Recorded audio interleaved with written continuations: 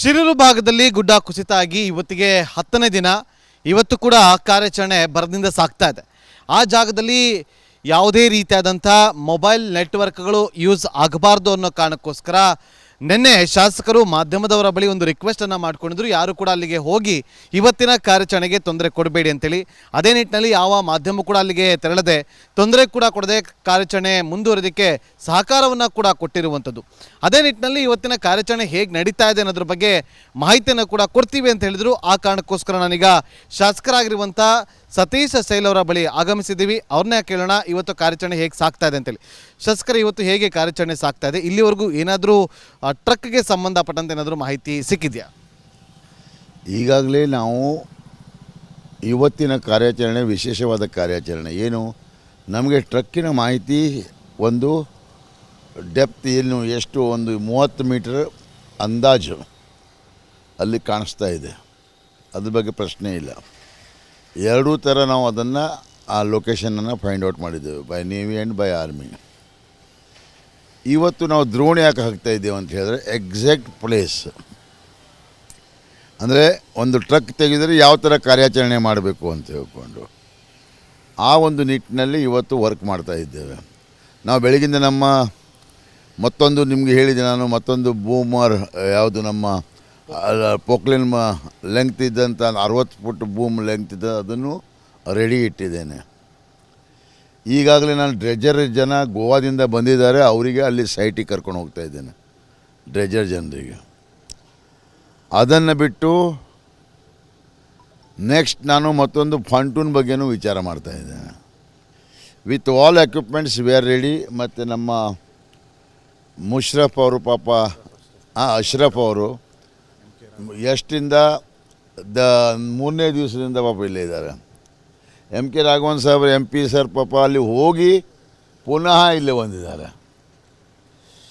ಅಂದರೆ ನಮಗೆ ಕೇರಳ ಅಷ್ಟೇ ಅಲ್ಲ, ಅವರಿಗೂ ಕರ್ನಾಟಕ ಅಷ್ಟೇ ಅಲ್ಲ, ನಮಗೆ ನಮ್ಮ 3 ಜನ ಸಿಗಬೇಕಂತ ನಾವು ಒಂದು ನಿಟ್ಟಿನಲ್ಲಿ ಕೆಲಸವನ್ನು ಮಾಡ್ತಾಯಿದ್ದೇವೆ.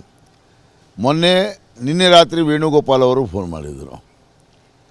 ವೇಣುಗೋಪಾಲ್ಜಿ ಅವರು ಫೋನ್ ಮಾಡಿ ಹೇಳಿದ್ದಾರೆ, ಇವರು ಮತ್ತು ಇವರಿಗೆ ಅಶ್ರಫ್ ಮತ್ತು ರಾಘವನ್ ಸರ್ ಅವರಿಗೂ 24/7 ತಾನು ಅಲ್ಲೇ ಇಡ್ತೇನೆ, ಮತ್ತು ನೀವು ಅವರಿಗೂ ಅಪ್ಡೇಟ್ ಕೊಡು. ಯಾಕಂತ ಹೇಳಿದ್ರೆ ಅಲ್ಲಿ ಲ್ಯಾಂಗ್ವೇಜ್ನಲ್ಲಿ ಡಿಫ್ರೆನ್ಸ್ ಆಗಬಾರ್ದು, ಮತ್ತು ಅಲ್ಲಿ ಕೆಲವರು ಜನ ಮಿಸ್ಗೈಡ್ ಮಾಡಬಾರ್ದು ಅಂತ ಹೇಳ್ಕೊಂಡು ಇವರು ಸಹ ನಮ್ಮೊಡನೆ ಇಲ್ಲೇ ಇದ್ದಾರೆ. ಹೇಳ್ತೇನೆ, ಪ್ರಾಮಾಣಿಕವಾದ ಪ್ರಯತ್ನ ನಡೀತಾ ಇದೆ. ಪ್ರಾಮಾಣಿಕವಾದ ಪ್ರಯತ್ನದಲ್ಲಿ ಇವತ್ತು ಸೂರ್ಯ ಅಂತೂ ಮಳೆಯನ್ನು ತೋರಿಸಿಲ್ಲ ಇನ್ನೂ ತನಕ. ಅವ್ರದ್ದು ಕೆಲಸ ನಡೀತಾ ಇದೆ. ರೆಡಾರು ಕೆಲಸ ಹೂಡ್ಬಿಟ್ಟಿದ್ದಾರೆ. ಪ್ಲಸ್ ನಮ್ಮ ದ್ರೋಣ್ ಅಂತೂ ಅದನ್ನು ಇದು ಮಾಡ್ತಾ ಇದೆ. ಈಗ ನಾನು ಡ್ರೆಜರ್ನವನಿಗೆ ಕರ್ಕೊಂಡು ಹೋಗ್ತಾ ಇದ್ದೇನೆ. ಟ್ರಕ್ ಇರೋದು ಕನ್ಫರ್ಮ್ ಟ್ರಕ್ ಪತ್ತೆ ಆಗಿದೆ. ಅದೇ ಅಂತ ಹೇಳಿದರೆ ನಮ್ಮ ಟ್ರಕ್ ಸೈಜ್ ಎಲ್ಲ ಕ್ಲಿಯರ್ ಕಾಣ್ತಾ ಇದೆ. ಓಕೆ ಸರ್, ಈಗ ಮತ್ತೊಂದು ವಿಚಾರ, ತಮಿಳುನಾಡು ಮೂಲದ ಒಬ್ಬ ಚಾಲಕ ಕೂಡ ನಾಪತ್ತೆ ಆಗಿದ್ದಾನೆ ಅಂತೇಳಿ ಮತ್ತೊಂದು ಕೂಡ ಈಗ ತಮಿಳುನಾಡಿನಲ್ಲೂ ಕೂಡ ಒಂದು ವಿಚಾರ ಕೇಳಿ ಬರ್ತಾ ಇದೆ, ಶರವಣನ್ ಅಂತೇಳಿ. ಆ ಬಗ್ಗೆ ಏನಿದೆ ಮಾಹಿತಿ? ಶರವಣನನ್ನು ನಾವು ಹಿಡಿದೇ ಮಾತಾಡ್ತಾ ಇದ್ದೇವೆ. ನಾವು ಶರವಣನ ಬಾಡಿಯನ್ನು ಎಂತ ತಿಳ್ಕೊಂಡಿದ್ದೇವೆ ಅಂತ ಹೇಳಿದ್ರೆ, ಒಂದು ಹಾಫ್ ಬಾಡಿ ಸಿಕ್ಕಿತ್ತು ನೋಡಿ, ಅದು ನಾವು ಶರವಣನ ಲೆಕ್ಕದಲ್ಲಿ ಇಟ್ಕೊಂಡಿದ್ದೇವೆ. ಅದು ದ ಡೇ ಒನ್ ಶರವಣನ ಲೆಕ್ಕ ಅದು ಆ ಥರ ಇಟ್ಕೊಂಡಿದ್ದೇವೆ. ಹಾಫ್ ಬಾಡಿ ಒಂದು ಸಿಕ್ಕಿದೆಲ್ಲ, ಹಾಫ್ ಬಾಡಿ ಶರವಣಂದು ಅಲ್ಲ ಅಂತಾದರೆ 4 ಜನ ಆಗ್ತಾರೆ DNA ಟೆಸ್ಟ್ನಲ್ಲಿ. DNA ಟೆಸ್ಟ್ ರಿಸಲ್ಟ್ ಇವತ್ತು ಸಂಜೆ ಬರ್ಬೋದು ಅಥವಾ ನಾಳೆ ಬೆಳಿಗ್ಗೆ ಬರ್ಬೋದು. ಸೊ ಅಂದರೆ ಈಗ ಆಲ್ರೆಡಿ ಜಗನ್ನಾಥ್ ನಾಯಕ್ ಫ್ಯಾಮಿಲಿ ಬಳಿ ಕೂಡ DNA ಟೆಸ್ಟ್ ತೊಗೊಂಡು, ಜಗನ್ನಾಥನ ಫ್ಯಾಮಿಲಿದು ಇದು ತೊಗೊಂಡಿದ್ದೇವೆ ನಾವು. ಬಟ್ ನನ್ನ ಪ್ರಕಾರ ಜಗನ್ನಾಥ್ ಅಲ್ಲ, ಅದು ಲೋಕೇಶ್ ಅವ್ರ ಫ್ಯಾಮಿಲಿ ಅವ್ರದ್ದು ಕೂಡ ನೀವು ಅಲ್ಲ. ಅವನು ಅರ್ಜುನ್, ಜಗನ್ನಾಥ್ ಅರ್ಜುನ್ ಇಲ್ಲೇ ಇದ್ದಾರೆ. ಬಟ್ ಈಗ ಅಲ್ಲಿ ಪತ್ತೆ ಶರವಣನ್ ಅಂತೇಳಿ ನನ್ನ ಅಂದಾಜು ಶರವಣನ್ ಇರಬಹುದು. ಅರ್ಥ ಆಯ್ತಲ್ಲ, ಇರಬಹುದು. ಒಂದಾನೆ ಅದು ಎಲ್ಲಿಂದಾದರೂ ಬೇರೆ ಕಡೆಯಿಂದ ಏನಾದರೂ ಮಿಸ್ಸಿಂಗ್ ಆಗಿ ಬಂದಿದ್ರೆ ಅನದರ್ 1 ಬಾಡಿ ಇದ್ದಾರೆ, 4 ಬಾಡೀಸ್ ಅದೇ. ಬಟ್ ನಾವು ನಿಮಗೆ 6 ಗಂಟೆಗೆ ನಾವು ಜಿಲ್ಲಾಡಳಿತ, ಪೊಲೀಸ್ ಅಡ್ಮಿನಿಸ್ಟ್ರೇಷನ್ ಎಲ್ಲರೂ ಕೂಡಿ ಸ್ಪಾಟ್ನಲ್ಲಿ ಅಲ್ಲಿ ನಮ್ಮ ಬ್ಯಾರಿಕೇಡ್ ಹತ್ರ ತಮಗೆ ಇವನಿನ ತನಕ ಏನು ಅಪ್ಡೇಟ್ ಆಗಿದೆ ಅದನ್ನು ಕೊಟ್ಬಿಡ್ತೀವಿ. ಎಸ್, ಇದಾಗಿತ್ತು ಶಾಸಕರಾಗಿರುವಂಥ ಸತೀಶ್ ಸೈಲ್ ಅವರ ಮಾತು. ಟ್ರಕ್ ಪತ್ತೆ ಆಗಿರೋದು ಕನ್ಫರ್ಮ್. ಅದನ್ನು ಮೇಲಕ್ಕೆ ಹೇಗೆ ಎತ್ತಬೇಕು ಅನ್ನೋದ್ರ ಬಗ್ಗೆ ಈಗ ನಾವು ಒಂದಷ್ಟು ಚರ್ಚೆನ ಕೂಡ ಮಾಡ್ತಾ ಇದ್ವಿ ಅಂತ ತಿಳಿಸಿದ್ದಾರೆ. ಆದಷ್ಟು ಬೇಗ ಟ್ರಕ್ ಕೂಡ ಮೇಲೆ ಬರಲಿ ಅಂತೇಳಿ ನಾವು ಕೂಡ ಆಶಿಸ್ತೀವಿ. ಕ್ಯಾಮ್ರಾ ಪರ್ಸನ್ ರಾಕೇಶ್ ಗುಳೆ ಜೊತೆ ನಾಗೇಂದ್ರ ಬಾಬು, ರಿಪಬ್ಲಿಕ್ ಕನ್ನಡ, ಉತ್ತರ ಕನ್ನಡ ಜಿಲ್ಲೆ. ಶಿರೂರು ಭಾಗದಲ್ಲಿ ಗುಡ್ಡ ಕುಸಿತ ಆಗಿ ಇವತ್ತಿಗೆ 10ನೇ ದಿನ. ಇವತ್ತು ಕೂಡ ಕಾರ್ಯಾಚರಣೆ ಭರದಿಂದ ಸಾಗ್ತಾ ಇದೆ. ಆ ಜಾಗದಲ್ಲಿ ಯಾವುದೇ ರೀತಿಯಾದಂಥ ಮೊಬೈಲ್ ನೆಟ್ವರ್ಕ್ಗಳು ಯೂಸ್ ಆಗಬಾರ್ದು ಅನ್ನೋ ಕಾರಣಕ್ಕೋಸ್ಕರ ನಿನ್ನೆ ಶಾಸಕರು ಮಾಧ್ಯಮದವರ ಬಳಿ ಒಂದು ರಿಕ್ವೆಸ್ಟನ್ನು ಮಾಡ್ಕೊಂಡಿದ್ರು. ಯಾರು ಕೂಡ ಅಲ್ಲಿಗೆ ಹೋಗಿ ಇವತ್ತಿನ ಕಾರ್ಯಾಚರಣೆಗೆ ತೊಂದರೆ ಕೊಡಬೇಡಿ ಅಂತೇಳಿ. ಅದೇ ನಿಟ್ಟಿನಲ್ಲಿ ಯಾವ ಮಾಧ್ಯಮ ಕೂಡ ಅಲ್ಲಿಗೆ ತೆರಳದೆ, ತೊಂದರೆ ಕೂಡ ಕೊಡದೆ ಕಾರ್ಯಾಚರಣೆ ಮುಂದುವರೆದಕ್ಕೆ ಸಹಕಾರವನ್ನು ಕೂಡ ಕೊಟ್ಟಿರುವಂಥದ್ದು. ಅದೇ ನಿಟ್ಟಿನಲ್ಲಿ ಇವತ್ತಿನ ಕಾರ್ಯಾಚರಣೆ ಹೇಗೆ ನಡೀತಾ ಇದೆ ಅನ್ನೋದ್ರ ಬಗ್ಗೆ ಮಾಹಿತಿಯನ್ನು ಕೂಡ ಕೊಡ್ತೀವಿ ಅಂತ ಹೇಳಿದರು. ಆ ಕಾರಣಕ್ಕೋಸ್ಕರ ನಾನೀಗ ಶಾಸಕರಾಗಿರುವಂಥ ಸತೀಶ್ ಸೈಲ್ ಅವರ ಬಳಿ ಆಗಮಿಸಿದ್ದೀವಿ. ಅವ್ರನ್ನೇ ಕೇಳೋಣ ಇವತ್ತು ಕಾರ್ಯಾಚರಣೆ ಹೇಗೆ ಸಾಗ್ತಾ ಇದೆ ಅಂತೇಳಿ. ಶಾಸಕರ, ಇವತ್ತು ಹೇಗೆ ಕಾರ್ಯಾಚರಣೆ ಸಾಗ್ತಾ ಇದೆ? ಇಲ್ಲಿವರೆಗೂ ಏನಾದರೂ ಟ್ರಕ್ಗೆ ಸಂಬಂಧಪಟ್ಟಂತೆ ಏನಾದರೂ ಮಾಹಿತಿ ಸಿಕ್ಕಿದೆಯಾ?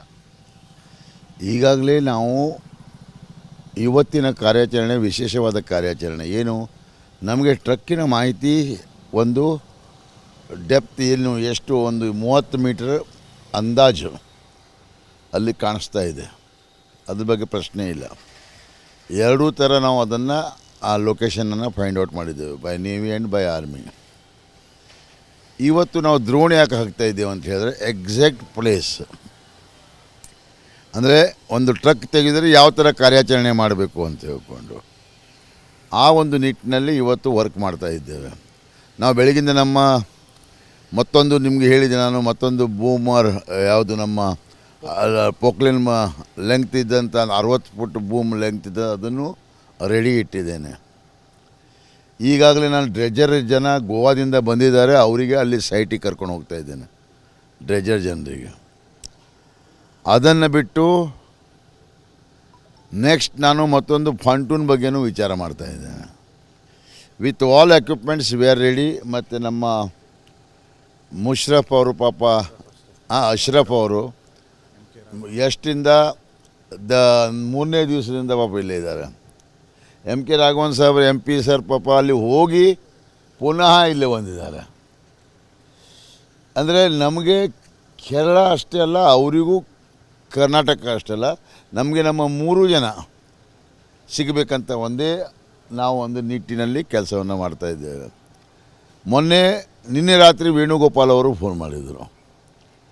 ವೇಣುಗೋಪಾಲ್ಜಿ ಅವರು ಫೋನ್ ಮಾಡಿ ಹೇಳಿದ್ದಾರೆ, ಇವರು ಮತ್ತು ಇವರಿಗೆ ಅಶ್ರಫ್ ಮತ್ತು ರಾಘವನ್ ಸರ್ ಅವರಿಗೂ 24/7 ತಾನು ಅಲ್ಲೇ ಇಡ್ತೇನೆ, ಮತ್ತು ನೀವು ಅವರಿಗೂ ಅಪ್ಡೇಟ್ ಕೊಡು. ಯಾಕಂತ ಹೇಳಿದ್ರೆ ಅಲ್ಲಿ ಲ್ಯಾಂಗ್ವೇಜ್ನಲ್ಲಿ ಡಿಫ್ರೆನ್ಸ್ ಆಗಬಾರ್ದು, ಮತ್ತು ಅಲ್ಲಿ ಕೆಲವರು ಜನ ಮಿಸ್ಗೈಡ್ ಮಾಡಬಾರ್ದು ಅಂತ ಹೇಳ್ಕೊಂಡು ಇವರು ಸಹ ನಮ್ಮೊಡನೆ ಇಲ್ಲೇ ಇದ್ದಾರೆ.